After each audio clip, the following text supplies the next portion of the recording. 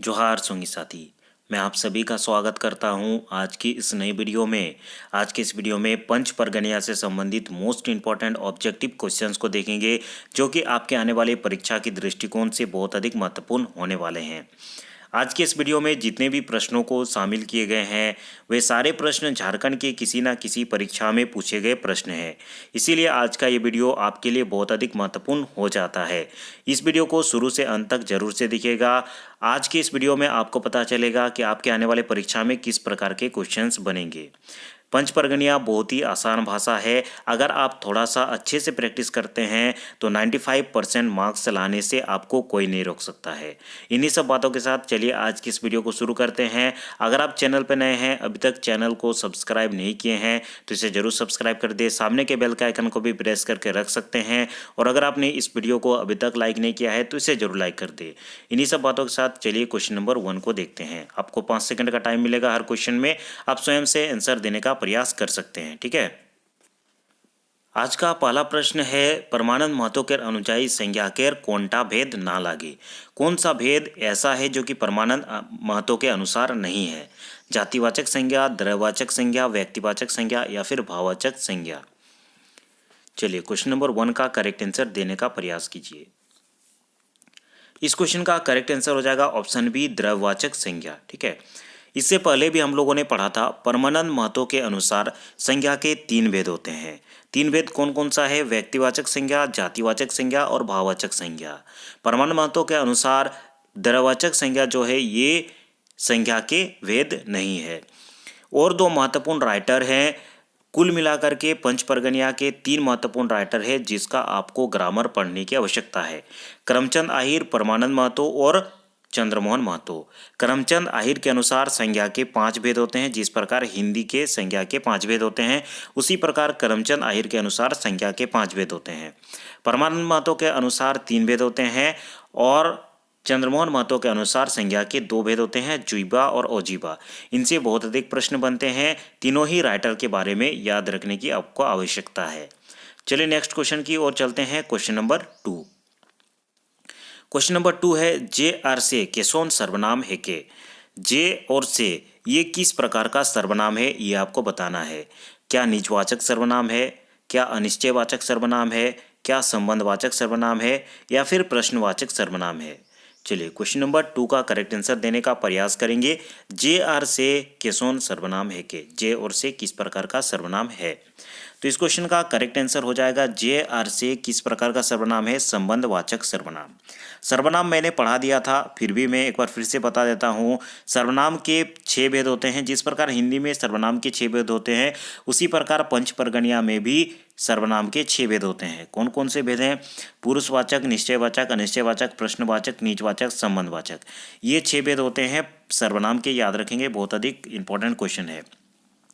संबंधवाचक सर्वनाम अर्थात कि किसी वाक्य के एक हिस्से का दूसरे हिस्से के साथ जो सर्वनाम शब्द संबंध दर्शाते हैं उन्हें हम लोग संबंधवाचक सर्वनाम कहते हैं। जैसे कि जे, से, उसके बाद जेटा, सेटा, जे गिला, जोंटा, तोंटा, ये शब्द ऐसे शब्द हैं जो कि संबंधवाचक सर्वनाम के अंतर्गत आते हैं। तो याद रखेंगे क्वेश्चन नंबर 2 का करेक्ट आंसर हो जाएगा ऑप्शन सी, संबंधवाचक सर्वनाम। नेक्स्ट क्वेश्चन को देखते हैं। क्वेश्चन नंबर 3, हाट केसोन संज्ञा है। हाट किस प्रकार का संज्ञा है के? जातिवाचक संज्ञा, व्यक्तिवाचक संज्ञा, भाववाचक संज्ञा या फिर समूहवाचक संज्ञा, माफ कीजिएगा, समूहवाचक संज्ञा। चलिए क्वेश्चन नंबर 3 का करेक्ट आंसर दीजिए। तो इस क्वेश्चन का करेक्ट आंसर हो जाएगा ऑप्शन डी, समूहवाचक संज्ञा। हाट किस प्रकार का संज्ञा है? समूहवाचक संज्ञा। समूहवाचक संज्ञा किसे कहा जाता है? जहाँ पे किसी समूह का बोध होता है उसे हम लोग समूहवाचक संज्ञा कहते हैं। जैसे कि हाट, हाट किसी एक इंसान से तो लग नहीं सकता है। हाट में बहुत सारे लोग होते हैं, अर्थात कि लोगों का समूह होता है, इसीलिए ये समूहवाचक संज्ञा हो जाएगा, ठीक है। तो इसे याद रखेंगे। क्वेश्चन नंबर 3 का करेक्ट आंसर हो जाएगा ऑप्शन डी, समूहवाचक संज्ञा। आगे चलते हैं नेक्स्ट क्वेश्चन की ओर। नेक्स्ट क्वेश्चन है, खुकड़ी केसोन लिंग है के। खुकड़ी किस प्रकार का लिंग है? स्त्रीलिंग, उभयलिंग, नपुंसक लिंग, ईटा मोदे कोनो नहीं।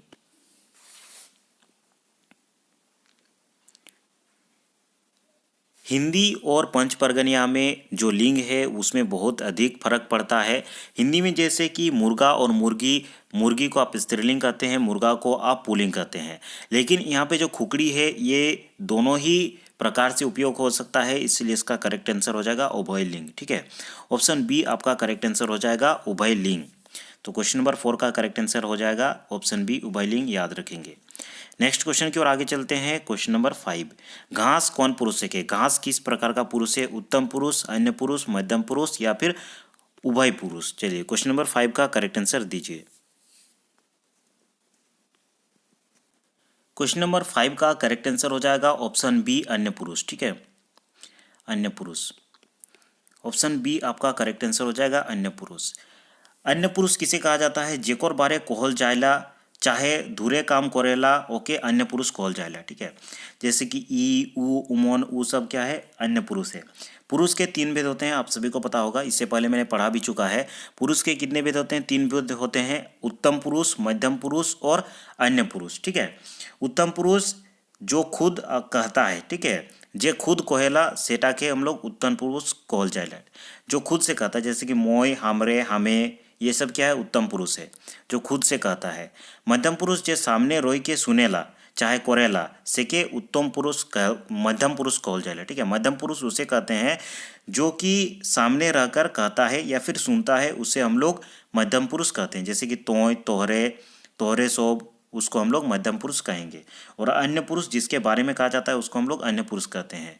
तो घास किस प्रकार का पुरुष है? अन्य पुरुष, इसे याद रखेंगे। क्वेश्चन नंबर 5 का करेक्ट आंसर हो जाएगा ऑप्शन बी। आगे बढ़ते हैं, नेक्स्ट क्वेश्चन को देखते हैं। केर कौन कारक केर चिन्ह के? केर किस कारक का चिन्ह है? अपादान कारक, क्रम कारक, संबंध कारक, बी और सी दुयो। चलिए क्वेश्चन नंबर 6 का करेक्ट आंसर क्या होगा बताइए। तो क्वेश्चन नंबर 6 का करेक्ट आंसर हो जाएगा ऑप्शन सी संबंध कारक। ठीक है, केर किस प्रकार किसका कारक चिन्ह है? संबंध कारक का कारक चिन्ह है। ऑप्शन सी आपका करेक्ट आंसर हो जाएगा। ठीक है, कारक को पंच परगनिया में क्या कहा जाता है? ये एक बार क्वेश्चन पूछा था, तो याद रखेंगे सारीन कहा जाता है। ठीक है, सारीन कहा जाता है पंच परगनिया में कारक को, इसे आप याद रखेंगे, बहुत अधिक इंपॉर्टेंट है। सारीन चाहे जो कारक है उसके कितने भेद हैं? 8 भेद हैं, इससे पहले भी मैंने पढ़ाया था। कौर्मी सारीन, कौर्णी सारीन, दरावनी सारीन, लागिन सारीन, उसके बाद आपके आते हैं बिनावनी सारीन, मेसावनी सारीन, माचानी सारीन और हकावनी सारीन। सारी चीज़ों को मैंने पढ़ाया था, और अगर आपने उस वीडियो को नहीं देखा है तो प्लेलिस्ट में चले जाइएगा। ग्रामर का अलग से प्ले लिस्ट है पंच परगनिया का, वहाँ आपको वीडियो मिल जाएगा। ठीक है, सारीन चाहे कारक से बहुत सारे क्वेश्चन बनते हैं, इसको याद रखेंगे। नेक्स्ट क्वेश्चन की ओर आगे बढ़ते हैं। क्वेश्चन नंबर 7, नेपाल बूढ़ा गोरु धोत रहे, ई डाँडीटाय कौन काल केर बोध होइला? इसमें किस प्रकार का काल का बोध हो रहा है? एक आपको सेंटेंस दिया गया है, नेपाल बूढ़ा गोरु धोत हो, तो इसमें किस प्रकार का काल का बोध हो रहा है ये आपको बताना है। संदिग्ध वर्तमान काल, सामान्य भविष्यत काल, तात्कालिक वर्तमान काल या फिर संभाव्य वर्तमान काल। ठीक है, धोत होई, इसे आप याद रखेंगे। क्वेश्चन नंबर 7 का करेक्ट आंसर बताइए।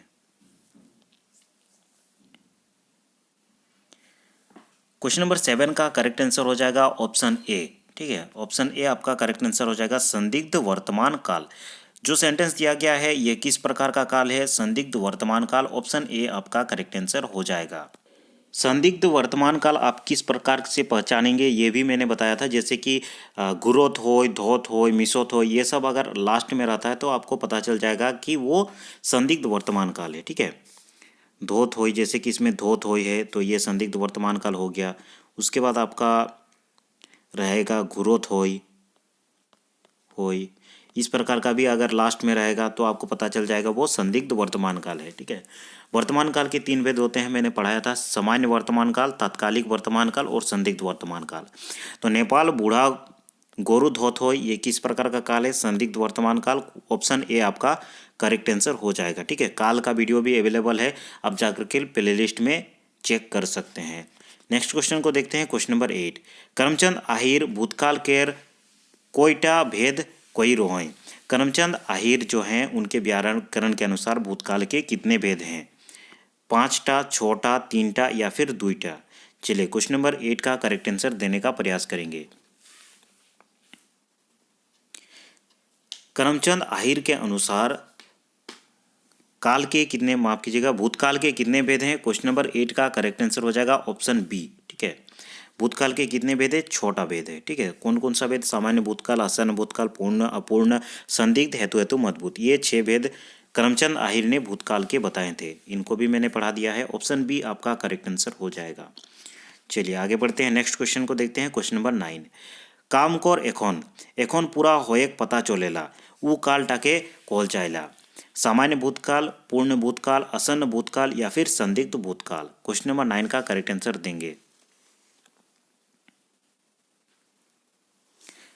काम का अभी अभी होने का जिसमें पता चलता है उसको कौन सा भूतकाल कहा जाता है? ऑप्शन सी आपका करेक्ट आंसर हो जाएगा आसन्न भूतकाल। ठीक है, आसन्न भूतकाल अर्थात कि क्रिया केर जे रूपटाय काम पूरा होल्टा मालूम होला और लेकिन काम केर एखन एखन पूरा होए पता चलेला, अर्थात कि अभी अभी काम पूरा होने का जो पता चलता है उसे हम लोग कहते हैं आसन्न भूतकाल। ऑप्शन सी आपका करेक्ट आंसर हो जाएगा। नेक्स्ट क्वेश्चन की ओर आगे बढ़ते हैं। क्वेश्चन नंबर 10, ऊ आले मोय जातो। ठीक है, ऊ आले मोय जातो, वाक्य महान कौन काल के पता चलेगा? एक वाक्य दिया गया है, इसमें आपको बताना है कि कौन सा काल का पता चल रहा है। अपूर्ण भूतकाल, संदिग्ध भूतकाल, आसन्न भूतकाल या फिर हेतु हेतु मध्य भूतकाल। चलिए क्वेश्चन नंबर 10 का करेक्ट आंसर बताएंगे। क्वेश्चन नंबर 10 का करेक्ट आंसर हो जाएगा ऑप्शन डी, हेतु हेतु मजबूत। वो आले मोय जातो या फिर लोकीराम पड़तोक होले नौकरी पातोक, देवराज घूरतोक होले जात वाहन जीतोक। तो ये सब जो है हेतु हेतु मजबूत काल है। जे काम टाके पूरा होएक महान दूसरा चीज चाहे दूसरा काम कारण रहेला सेटा के हम लोग हेतु हेतु मजबूत काल कहल जाएला। तो क्वेश्चन नंबर 10 का करेक्ट आंसर हो जाएगा ऑप्शन डी, हेतु हेतु मजबूत काल। ठीक है, इस प्रकार के क्वेश्चन रहेगा तो तुरंत से आपको पहचान जाना है, जैसे कि लोकीराम पड़तोक होले नौकरी पातोक, वो आलो मोय जातो। तो ये सब किस प्रकार का भूतकाल है? ऑप्शन डी आपका करेक्ट आंसर हो जाएगा, हेतु हेतु मजबूत भूतकाल। ठीक है, नेक्स्ट क्वेश्चन है, व्याकरण महान कौन जिनिस केर अध्ययन करल जाएला? व्याकरण में किसका अध्ययन किया जाता है? बोली केर, भाषा केर, लिपि केर या फिर साहित्य केर। चलिए क्वेश्चन नंबर 11 का करेक्ट आंसर क्या होगा ये आप बताने का प्रयास करेंगे।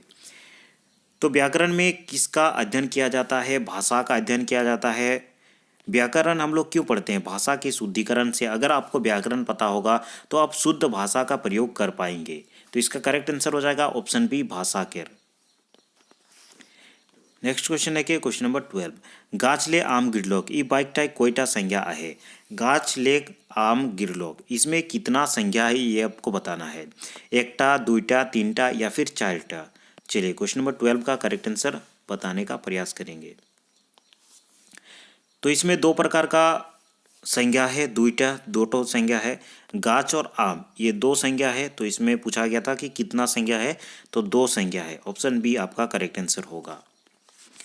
नेक्स्ट क्वेश्चन देखते हैं, क्वेश्चन नंबर 13, द्वंद्व समास केर और दूसरा नाम का है के? द्वंद्व समास का और दूसरा नाम क्या है ये आपको बताना है। क्वेश्चन नंबर 13 का करेक्ट आंसर बताएंगे। जोड़ावनी बाची एकुन, गुणक बाची एकुन, गुणिन बाची एकुन या फिर सारिन बाची एकुन। चलिए क्वेश्चन नंबर 13 का करेक्ट आंसर क्या होगा? तो इस क्वेश्चन का करेक्ट आंसर हो जाएगा ऑप्शन ए, जोड़ावनी बाची एकुन। ठीक है, समास के कितने भेद है? समास के 6 भेद होते हैं। गुणक बाची, गुणन बाची, गुणिन बाची, सरान गुणक, उसके बाद सारिन बाची, जोड़ावनी बाचीन। तो ये सब है समास के भेद। तो इसका करेक्ट आंसर हो जाएगा ऑप्शन है, जोड़ावनी बाची एकुन। नेक्स्ट क्वेश्चन को देखते हैं, क्वेश्चन नंबर 14, पंच परगनिया माने एकुन केर कोईटा भेद है? पंच परगनिया में एकुन के कितने भेद हैं? 5टा, 6टा, 7टा या फिर 8टा। तो समास के कितने भेद होते हैं? पंच परगनिया में 6 भेद होते हैं। अभी मैंने बताया गुणक बाची एकुन, गुणन बाची एकुन, गुणिन बाची एकुन, सरान गुणक बाची एकुन, उसके बाद सारिन बाची एकुन और जोड़ौनी बाची एकुन। ये सभी एकुन के भेद हैं। ऑप्शन बी आपका करेक्ट आंसर हो जाएगा 6टा। नेक्स्ट क्वेश्चन है क्वेश्चन नंबर 15, बाइक महान जेकोर बारे कोनो बताल जायला उटाके कहल जायला? वाक्य में जिसके बारे में कोई बताया जाता है उसे क्या कहा जाता है? उद्देश्य, विधेय, कथन या फिर भावार्थ।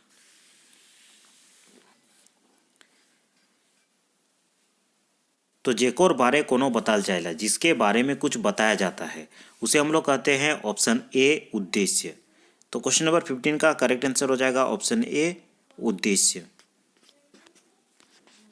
आगे बढ़ते हैं, नेक्स्ट क्वेश्चन को देखते हैं। क्वेश्चन नंबर 16, बुधवा कहानी केर कहानीकार के है कोई। बुधवा कहानी के कहानीकार कौन है? यशोदा देवी, दीनबंधु महतो, परमानंद महतो या फिर doctor Chandramohan Mahato. Question number 16 का करेक्ट आंसर क्या होगा?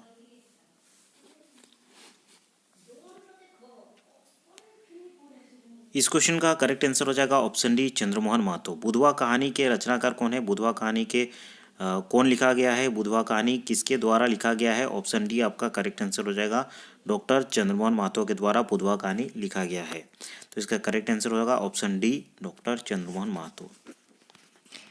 क्वेश्चन नंबर 17 है, जुलूम नाटक में हैं देवान के बेटा का नाम कार है। जुलूम नाटक में देवान का बेटा का क्या नाम रहता है? कुंदन, आलोक, मोहित या फिर कौरन। क्वेश्चन नंबर 17 का करेक्ट आंसर बताएंगे। तो जुलूम नाटक को मैंने पूरा करवा दिया था, एक एक भाग को मैंने पूरा करवाया है। जुलूम नाटक का आपको अलग से प्लेलिस्ट मिल जाएगा, देख लीजिएगा। बहुत अधिक इम्पॉर्टेंट नाटक है और इसमें हर एक साल 2 से 3 क्वेश्चंस बनते ही बनते हैं। याद रखेंगे, जुलूम नाटक में देवान के बेटा का क्या नाम रहता है?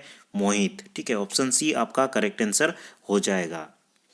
जुलूम नाटक के अन्य महत्वपूर्ण कैरेक्टर कौन कौन से थे? ठाकुर ज्वाला प्रसाद जो कि रंजनपुर स्टेट के जमींदार थे, कालीचरण जो कि ठाकुर के दीवान हैं, उसके बाद कुंदन कुमार जो कि ठाकुर के बेटे हैं, शक्तिधर अधिकारी जो मुनीम रहते हैं, गोलका ठाकुर का एक नौकर रहता है, उसके बाद गांव के 3 महतो किसान का नाम याद रखेंगे जो कि बहुत अधिक महत्वपूर्ण है, झोलकू, मधुरू और मिठुआ। उसके बाद दीवान के बेटे का नाम मोहित रहता है। ठीक है, और एक डॉक्टर रहते हैं जो कि मानसिक रोगी का डॉक्टर रहते हैं, डॉक्टर LK सुधाकर। कंपाउंडर का नाम भी पूछा जाता है, दामोदर। ठीक है, उसके बाद जो पहलवान थे ठाकुर ज्वाला प्रसाद के, उनके नाम याद रखेंगे, भदवा, भोदरू और केदार। ठीक है, उसके बाद माधुरी जो कि ठाकुर ज्वाला प्रसाद के बहू थी, और रंजना जो कि ठाकुर के दूसरी बीवी थी, जो प्रेमिका भी कह सकते हैं, मंजूषा ठाकुर के बेटी थी। ये सब चीज़ों के नाम याद रखेंगे जो कि जुलूम नाटक से इम्पोर्टेंट है, बहुत सारे क्वेश्चन इनसे बनते हैं। जुलूम नाटक को अच्छी तरीके से देख लीजिएगा, उसका अलग से प्लेलिस्ट मैंने बना दिया है। पुष्पिता कोहनी के पात्र ना लगे। पुष्पिता कहानी का कौन सा पात्र नहीं है? फुचिया, रोपनी, खेदनी या फिर फागनी। इस क्वेश्चन का करेक्ट आंसर हो जाएगा ऑप्शन बी, रोपनी जो है ये पुष्पिता कहानी के पात्र नहीं है। नेक्स्ट क्वेश्चन पे आते हैं, क्वेश्चन नंबर 19, कुठी गरीब महल के मालिक के नाम रहे। गोपाल बाबू, ठाकुर ज्वाला प्रसाद, जोतू बाबू या फिर लखींदर सिंह।